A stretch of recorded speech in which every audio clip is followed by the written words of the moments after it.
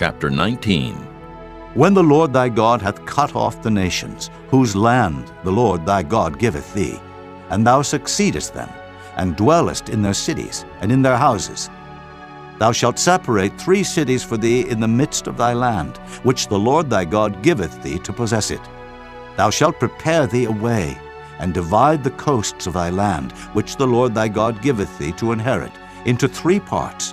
that every slayer may flee thither. And this is the case of the slayer, which shall flee thither, that he may live. Whoso killeth his neighbor ignorantly, whom he hated not in time past, as when a man goeth into the wood with his neighbor to hew wood,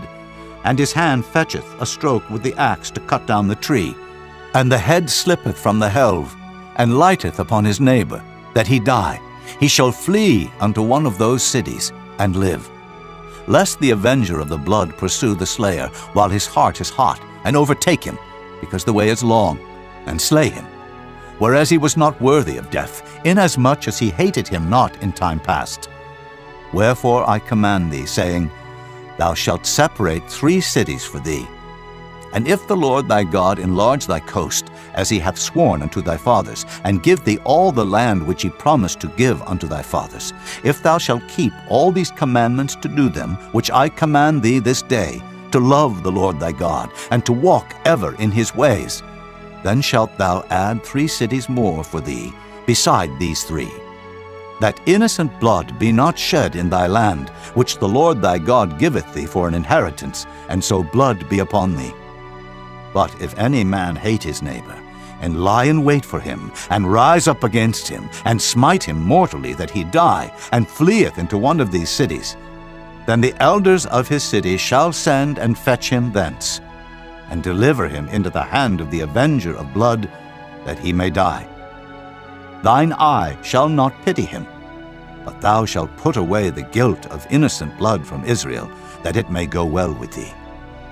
Thou shalt not remove thy neighbor's landmark, which they of old time have set in thine inheritance, which thou shalt inherit in the land that the Lord thy God giveth thee to possess it.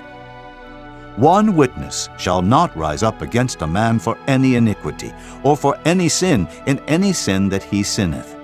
At the mouth of 2 witnesses, or at the mouth of 3 witnesses, shall the matter be established. If a false witness rise up against any man to testify against him that which is wrong, then both the men between whom the controversy is shall stand before the Lord, before the priests and the judges, which shall be in those days. And the judges shall make diligent inquisition, and behold, if the witness be a false witness, and hath testified falsely against his brother,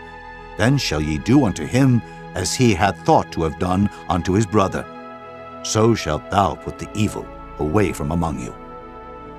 And those which remain shall hear and fear, and shall henceforth commit no more any such evil among you. And thine eye shall not pity, but life shall go for life, eye for eye,